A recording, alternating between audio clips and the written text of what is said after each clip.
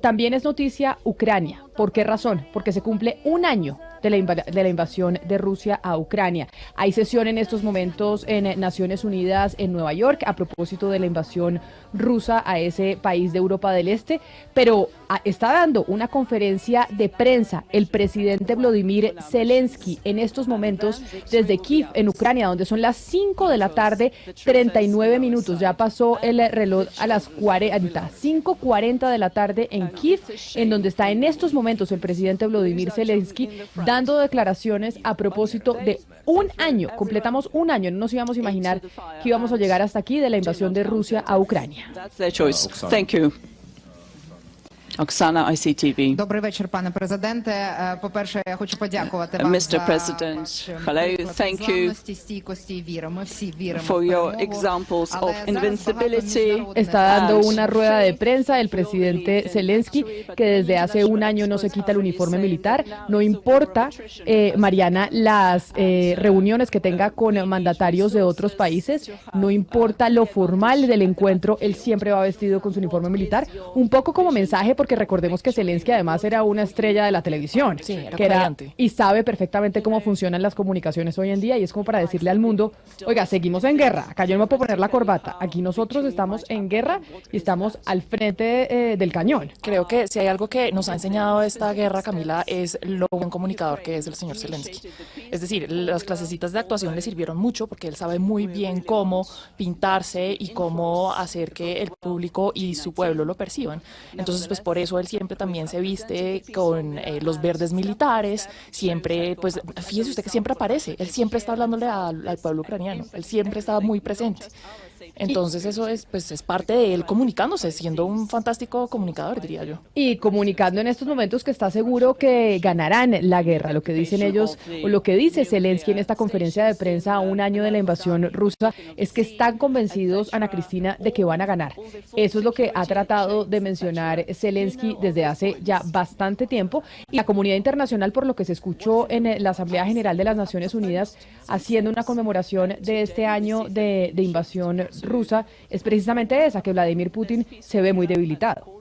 Sí, así es, Camila. Además, hay que tener en cuenta que desde el principio Zelensky hizo un esfuerzo muy grande por tener una comunicación grande con todo el mundo a través de un canal de Telegram. En ese canal de Telegram, él pasa el minuto a minuto desde el primer instante, Camila, todos los días pasando distintos discursos muy bien pensados, digamos, bastante cinematográficos, por así decirlo, porque él tiene como un cierto dominio de lo que es el lenguaje del cine. Entonces, todos los días, esto fue evolucionando. Ya en este momento está completamente bien estudiado ese canal de Telegram, porque son discursos primero en el idioma original y después todo con traducción al inglés.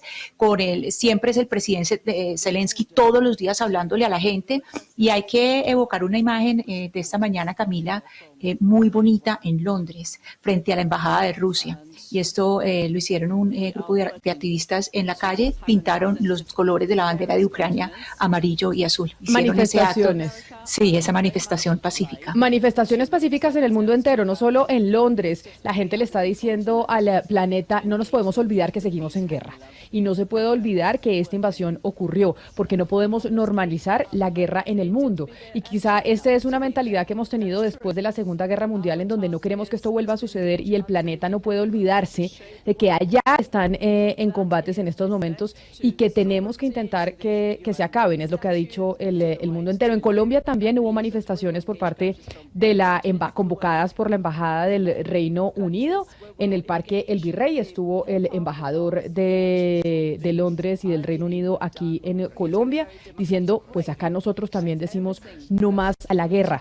Pero precisamente a propósito del cumplimiento de un año de la invasión de Rusia a Ucrania, en nuestro equipo internacional aquí de Mañanas Blue, Mariana Palau y Gonzalo Lázari, les prepararon a ustedes, nuestros oyentes, pero también aquellos que están conectados viéndonos a través de YouTube en Blue Radio en vivo, este especial que hace un recuento en pocos minutos de cómo han sido estos 365 días de conflicto. Declaraciones a lo largo de todo este año que hemos tenido en Mañanas Blue, pero además cómo en Ucrania y en Rusia han vivido este enfrentamiento.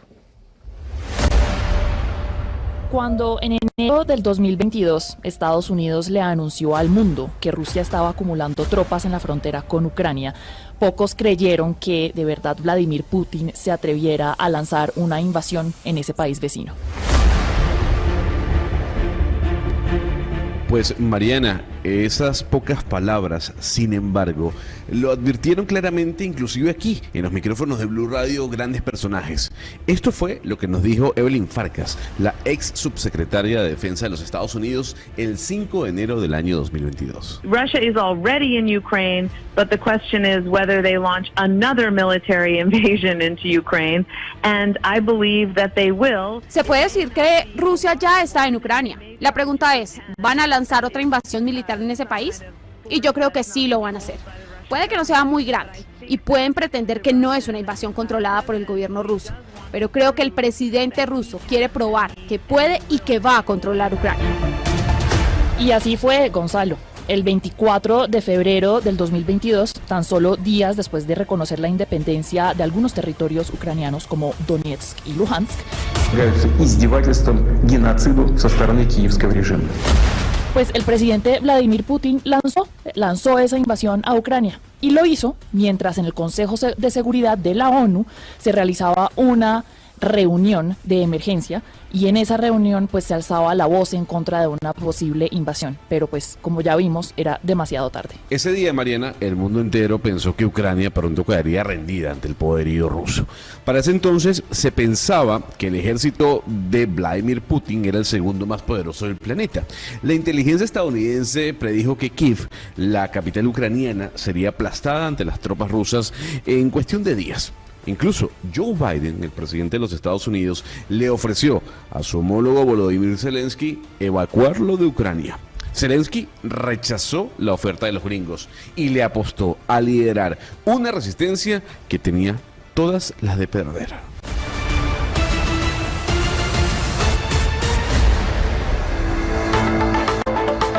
Gonzalo, pero un año después lo que podemos decir es que a Zelensky esa apuesta le salió bien y le salió mal. Le salió bien porque ese ejército ucraniano, aún con muy pocos recursos, logró repeler a los rusos de Kiev e incluso ha logrado recuperar unas 74.000 hectáreas de territorio que los rusos controlaban a comienzo de la invasión, a comienzos de esta guerra.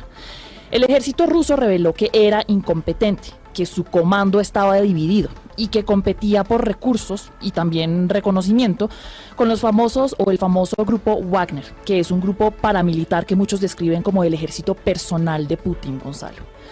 Hoy, el ejército ruso solo hace presencia sobre el 18% del territorio ucraniano y dentro de ese territorio, pues son pocas las ciudades importantes que controla por completo. Fíjese, Mariana, que la apuesta de Zelensky, sin embargo, también le ha salido mal. Y le ha salido mal según los conocedores en el tema, porque su país ha pagado por una resistencia con sangre y sufrimiento. Rusia ha respondido con una intensa campaña de ataques aéreos que han golpeado a la infraestructura ucraniana. Durante el invierno, cientos de miles de ucranianos tuvieron que aguantar temperaturas de menos 15 grados centígrados sin calefacción alguna. Muchos más se quedaron sin agua, sin luz o sin poder comunicarse. Más de 7.000 civiles ucranianos han muerto en medio de esta invasión y la violencia ha desplazado a más de 8 millones de ucranianos por fuera de su país. Gonzalo, también en ciudades como Bucha, Irpin y Isium, los soldados rusos asesinaron, torturaron y violaron a cientos de civiles.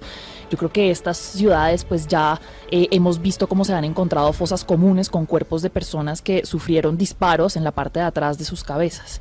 Y la guerra en Ucrania, pues hay que decirlo, se ha convertido en la guerra más larga y sangrienta en territorio europeo desde la Segunda Guerra Mundial. Pero Mariana, hay quienes a esta altura no entienden qué fue lo que ocasionó esta invasión o guerra, como usted lo quiera llamar. ¿Cuáles fueron las motivaciones que llevaron a Putin a decidir adentrarse a territorio ucraniano? Podemos intentar resumirlo, Gonzalo. Primero, pues el presidente de Rusia considera que la expansión que tuvo la OTAN desde finales del siglo pasado, pues recuerde que empezó a incluir países que le pertenecían a la Unión Soviética, países como Latvia, países como Polonia. No ayudó tampoco que durante el gobierno de George W. Bush los estadounidenses propusieron incluir a Ucrania dentro de la OTAN, dentro de esa organización. Eso para Putin era como una línea roja porque para él es tener a la OTAN respirándole en el cuello. También hay que entender, Mariana, que Putin y la caída de la Unión Soviética para él le impactó muchísimo. Y le impactó muchísimo porque él era funcionario de la KGB, la Agencia de Inteligencia de la Unión Soviética. Putin se ha lamentado sobre la caída de la Unión Soviética muchas veces, Mariana, diciendo que es una de las grandes catástrofes del siglo XX y que ese evento le robó a Rusia su oportunidad de permanecer entre el Olimpo de las naciones más poderosas del planeta. Y no se nos puede olvidar, Gonzalo, que Putin también considera que Ucrania es como una parte fundamental de Rusia. La mayor parte de los ucranianos, hay que decirlo, rechazan esta noción y quieren ser un país independiente de Rusia. Ciertamente, Mariana, los ucranianos no se sienten rusos. Hoy, por ejemplo, el presidente Putin justifica la invasión a Ucrania con acusaciones de que el presidente Zelensky es neonazi. Es más, para rusos, lo que está pasando en Ucrania no es una invasión, es una operación militar, o al menos así le llama Vladimir Putin. Putin ha utilizado la Duma estatal, que es el parlamento ruso, para pasar leyes que criminalizan la crítica de la guerra en Ucrania. Desde que la guerra comenzó, Mariana, han desaparecido la gran mayoría de los medios independientes que quedaban en Rusia. Pero no solo eso, también el país se ha visto asediado por un bloqueo económico que va desde la expulsión del sistema SWIFT hasta el retiro de inversiones millonarias por parte de empresas occidentales como por ejemplo Disney, McDonald's y muchas más. El 28 de febrero, a tan solo días de haber iniciado la invasión, Mariana, Sergei Alekachenko, el ex viceministro de Economía de Rusia, nos decía las graves afectaciones que la economía de su país ya estaba viviendo. Diría que Rusia ha empezado a sentir el impacto de las sanciones durante el fin de semana. La rubla, que es la moneda de Rusia, cayó un 20% en un par de días y eso significa que el pueblo ruso se empobreció y la inflación va a subir más.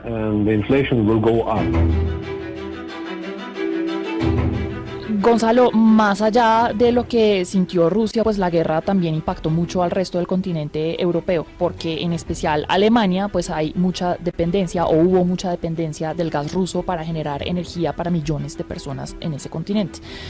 Escuchemos, por ejemplo, lo que nos dijo Rose Goldmiller, quien fue vicesecretaria general de la OTAN, quien en estos micrófonos, en Blue Radio, también dijo que Alemania tendría que acabar de una vez por todas con esa dependencia. Alemania es consciente de que necesita reducir su dependencia del gas de Rusia, y creo que sus decisiones sobre el oleoducto Nord Stream 2 será un símbolo de eso. Si Rusia invade Ucrania, hay que ver si son capaces de cortar con ese programa.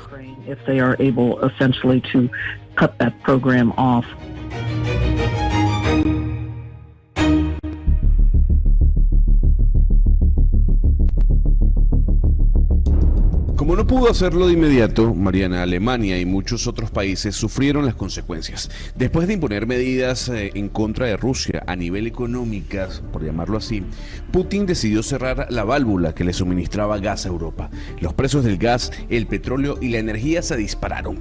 Y Europa vivió una crisis energética que amenazó con dejar a millones de personas sin calefacción, al menos durante el pasado invierno. Al final, hay que decirlo, gracias a un invierno leve, esa amenaza no se materializó. Y Europa ha podido incrementar sus reservas de gas.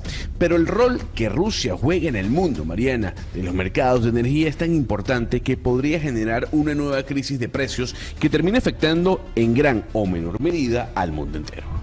Gonzalo, hoy se cumple un año de esta invasión de Rusia a Ucrania y muchos se preguntan pues para dónde va esta guerra. Putin en este momento controla los territorios orientales, los territorios ucranianos de Luhansk, Donetsk, Zaporizhia y Gerson. Pocos creen, hay que decirlo, que se va a quedar contento con eso. Escuchemos, por ejemplo, lo que nos dijo Jamie Shea, quien fue portavoz de la OTAN, sobre los intereses que Putin tiene con esta guerra hacia el futuro.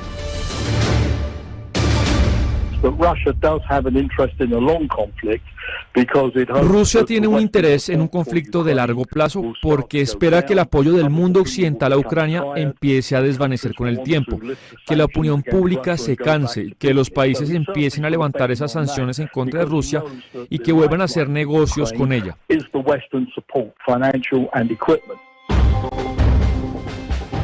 Todo indica que el señor Xi tiene razón. Hacia finales del año 2022, Putin anunció que enviaría unos 300.000 reservistas a la frontera para reforzar su ofensiva. Y Gonzalo, lo más preocupante de todo es que el 20 de febrero, en un discurso a su nación, el señor Vladimir Putin anunció que iba a suspender el último acuerdo con Estados Unidos para el control de armas nucleares. Мы использовали силу и используем, чтобы ее остановить. Мы защищаем жизнь людей. A ver, una confrontación nuclear todavía es una realidad bastante lejana. Se puede decir, sin embargo, que esta suspensión pues es supremamente peligrosa. ¿Por qué? Pues porque sin un marco de regulación y de comunicación que intenta reducir este tipo de armamentos, el riesgo de que se lleguen a emplear estas armas nucleares, pues esto automáticamente incrementa, Gonzalo. Si ese fuese el caso, de nuevo es una realidad lejana, pero si llegara a ser el caso, pues todo el mundo, inclusive Latinoamérica, podría verse afectada. Así nos lo explicó Julián Galdeano, el ex subsecretario de Energía Nuclear de Argentina. Si son, digamos, a determinado nivel de intercambio de armamento, queda en el hemisferio norte. ¿Por qué? Porque los vientos circulan de este a oeste y de oeste a oeste, no de norte a sur. Ahora, si vamos a poner un escenario muy apocalíptico, si se despliegan 100 misiles, 150 misiles, el efecto invierno nuclear va a afectar a todo el planeta, digamos.